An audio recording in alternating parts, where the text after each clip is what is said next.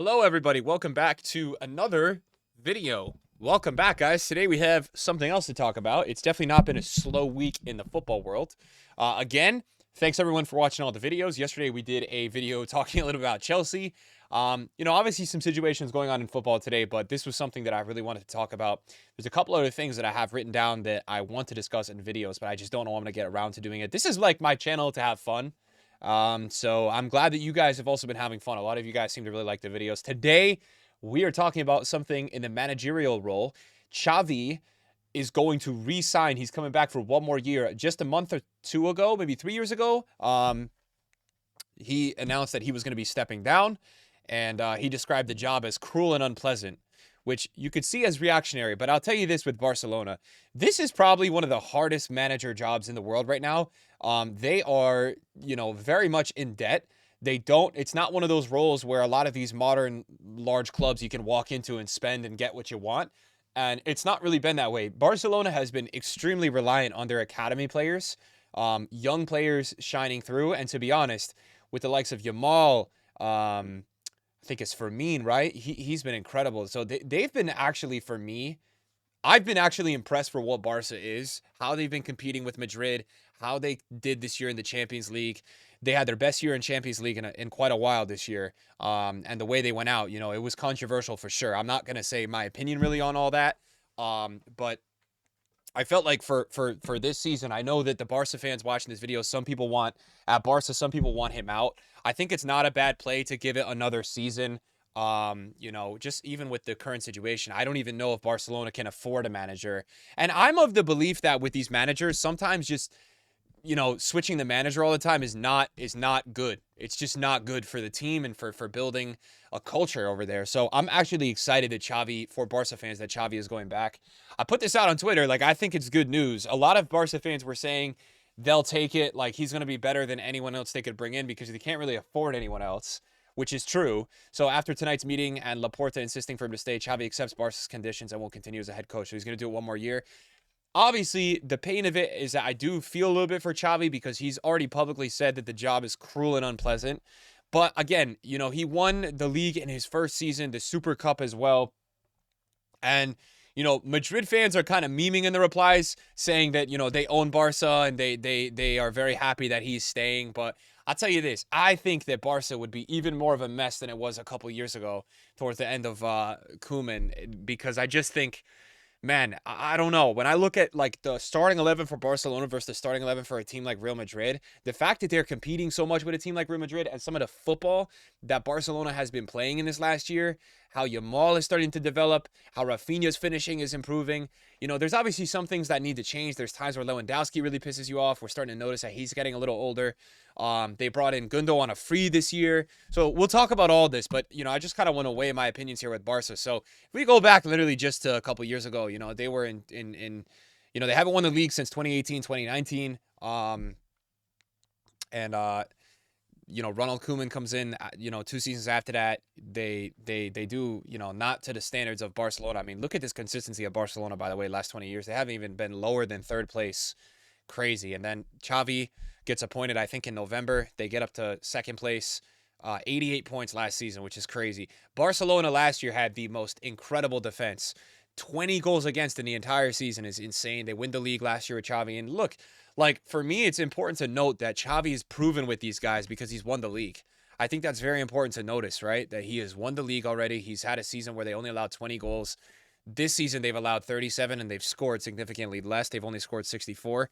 But, for me, second place at the moment, right? And, it's actually funny to see as well because Barcelona actually in this season have less losses than they had in the season that they won. Although there is still some time to go. Obviously, there's still some games to play. But you know what? I think for me, the way I'm looking at it is that for the team that he has had, and the way that people don't really realize with Barcelona, like the way you have to run Barca right now is that they can't really get a lot of players. We'll look at their transfer history and you'll see what I'm talking about. They've brought in mainly players on a free. Who did they pay? They just paid 40 mil for Vitor Roque, who I have seen him. He's unbelievable. I think he's going to develop into somebody really good. I mean, that's for me, that's who they need though, because Lewandowski has quality and as good as sometimes he still is, right? He's starting to go on the out, so it's about developing that newer player. Firmin's been kind of even in the mix in that spot, right? So we'll talk about the squad and all that, but I look at it this way, right? They have been struggling. They haven't done well with them in the Champions League. I thought this year they made some really nice strides. People forget they were up 4-2 against PSG in the quarterfinals, right? 4-2 they were up. They had a couple of shaky decisions, whether you thought it was a penalty, whether you thought it was a red, all this, right? They had some decisions that were really tough. And I'll say this, like even looking back at the Clásico versus Madrid, even looking back at this PSG game, a lot of it for me was the players made some really bad decisions. And some of this can't fall onto the manager when players are making dumb decisions. When Cancelo's lunging in a spot he should not lunge in, right? Even though they were man down, it was still 4-4 at that spot.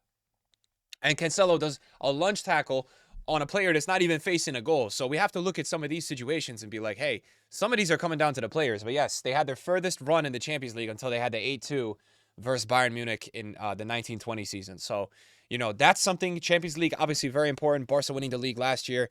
Let's keep it moving here. So this is what they have done with him. They've brought in Roque, who I think he's phenomenal. I think this is a really good play for them long term. I'm excited to see his development. Gundogan a free. Look, right, this is the bit of business, but this is the only business they can afford to do. This is where they are at as a club, and that's what I'm starting to say. They're literally working with academy players, right? Kubarsi has come in. He is a super young player, right? And he's been playing. Firmin has been playing amazing, by the way. You know, and I know he's a center mid, but you always see him in the mix a little bit more up top. Yamal, what a player, right? Yamal is 16 now. Crazy how good he is, right? So, you know, for me, just in terms of what they've been doing, I thought the Dembele sale, you know, I know Dembele has been good for PSG. I just don't know. I thought it was not a bad sale. I mean, the Griezmann sale is looking to Griezmann has been very good for Atletico Madrid, but it just for them it wasn't really working out for them. So that one has been a little bit of a tough one for sure. And then this is who they're getting back from the end of loan. I mean, whether or not whatever happens, if these guys end up signing or staying, or they do something else, Fati will be back. So nothing too crazy with players definitely coming back. And then Cancelo and Felix depart. It will be interesting to see what they do and what happens with these two. I don't feel like they can really afford Felix. And I don't know what Man City. I don't know what's going to go on with Cancelo. Cancelo's been a really interesting story just in the world of football, because like he was clearly very unhappy at City. He went to Bayern, now Barca. It's been weird. Like I don't know what City's kind of gonna do with him. So let's talk about Xavi kind of like and see, you know, together what he just go over it, right? Because obviously he's appointed in the 21-22 season. And overall, right, this is how he has fared. Oh my God, there's like leaf blowers outside. It's driving me crazy. So loud. But against Ancelotti, right, 4 wins, 6 losses. Pellegrini, 6 wins, 1 loss. Simeone, guys, by the way, and this is where people like, I think we look at Xavi and Madrid, people say that, you know, Madrid owns Xavi and all this, right? Like a lot of the Clásicos and everything, and we're going to talk about the lineups, right? Madrid, in my opinion, are a far superior team to the current Barca roster. Anyone that tries to argue differently is out of their mind, bro.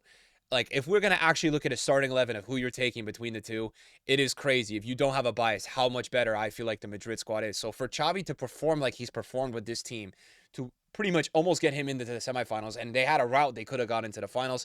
First in the league last year, second in the league this year, right? And this, to me, is probably one of Xavi's most impressive, you know, like, he's 5-0. He hasn't even dropped points against Simeone. Simeone is one of the most challenging managers to beat. So I look at it like that. I'm very impressed by that. If we look at record against clubs, Madrid, again, obviously he's 4-6. That's why I was just pointing out. But this is incredible to me that he's 5-0 against Atletico Madrid, right? So that's that, right? Now, league-wise, right? This is where we stand in the league with Barca, and we look at, you know, Real Madrid. Obviously, Madrid this year are phenomenal, guys. Madrid, you know, are probably right now the favorites to win the Champions League. That's what people seem to forget, right? Madrid right now are arguably the best team in the world. Whether you want to say that's Man City, whoever you want to say, right? Madrid, arguably, cup-wise, title-wise, everything, are the best team in the world. Now, Barca have pretty much, I don't know if it's statistically secured, but they have secured Champions League for next year, which is incredible, right? They're going to be playing in the Champions League again. Big deal.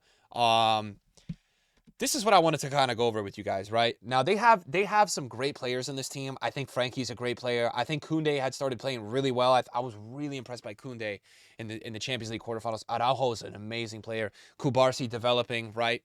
Young player. Yamal developing, young player. Fermin has been getting a ton of game time, developing. Rafinha starting to look better and more comfortable. And then we have this Lewandowski-Roque situation, right? And like a lot of what I am very impressed with Xavi is how he's really developed some young talent coming out of the academy. We look at Madrid starting 11 right now, right? And a lot of these players, veteran players or younger players that are just actually golden boys, right? Players that have transfer values that you wouldn't even imagine. I think Yamal is an exception, but Yamal is directly from the academy, right? Camavinga, Madrid bought them in. Tchouaméni, Madrid brought him in, right? I think Valverde was at the academy, but Valverde's now a bit older, right? I think Valverde, he was like, I'm even thinking about FIFA promos. Like, I think he was in a Future Stars promo a few years ago. So, I mean, Jude, young, obviously, but literally in the race for the Ballon d'Or this year. Vinny, we don't need to speak. Rodrigo, we don't need to speak, right? Toni Kroos and Modric, veterans, right? Vasquez, veteran, right? We even look at their bench, right? I mean, Brahim Diaz, they brought him in. He's been incredible. Militao, Joselu is very underrated. Garcia's been playing really well. They have Carvajal off the bench. Mendy, in this game. Arda Güler is a crazy player. They just got him, I forget, from the club. And even the difference in the bench here, like the subs that Xavi can go to, and they have just not been able to. They have not been able to buy the players I'm sure that Xavi wants to get. And Gavi was like a huge loss to them as well, right? Him being out for the season. So all things considered, I think this is really like. I think Barcelona, to me, has even been overachieving. I look at the team, and I just don't think the team is, if we even looked at it, who would I take in each position? Rudy is probably the best center back in the world right now. Tchouaméni is now he's playing back at center back, but I might even at current ability, take him or Militao over Kubarsi, as good as Kubarsi has started to emerge and play. He's just young. He doesn't have that, he's learning, right? They're playing Christensen at DM now. It's crazy what Xavi's having to do and how he's competing in all these games. So I think it's a good move for one more season. I'm not going to go through here and do an unbiased and piss you off with who I would take in each position. I just think that Madrid are such a better team. The results show it right now. They only have one loss this season. They're playing for a Champions League final, potentially. They have to get through Bayern first. But I just feel like this is a really good play. I worried that Barca was going to bring in somebody that just either played at the club previously with not a lot of managerial experience or just picked somebody up off the waiver wire that was really not super expensive, and that it was just going to be a mess. And a lot of things that people don't consider here is that Xavi has been working with some of these youth players. He's had to bring in youth players to go into the first team. Huge pressure, by the way. I mean, it's like Barca, Real Madrid, Manchester United, these clubs to go and play as a youth player, it's massive pressure. Legendary football clubs. And so I think it could hinder a youth player's development if they're working with one coach, one manager for 2-3 years. They're achieving a lot, right? Some of these guys won the league last year. They were on the roster. This year, getting meaningful UCL minutes, getting meaningful minutes in La Liga, right? And then you just lose the manager. And I feel like confidence as a youth player, development, it's vital to the development, the confidence. So I think Xavi staying for another year is going to be a really good year for, who do we even need to say here? Kubarsi, right? Yamal right now is one of those guys that, like, I think right now he's starting to be looked at as like that Jude Bellingham level of, you're starting to see somebody at 16, 17 that, like, wow, this guy could really develop into somebody. I mean, Yamal is going to be an impact player for Spain at the Euro, and he's 16 years old. So the future is good. It's bright with Barca. The financial situation they have to work out, because I think Barca at the same time have been lucky that their academy produces so many players that are incredible. Even Pedri, Gavi, Fermin Lopez. We mentioned him a bunch of times here.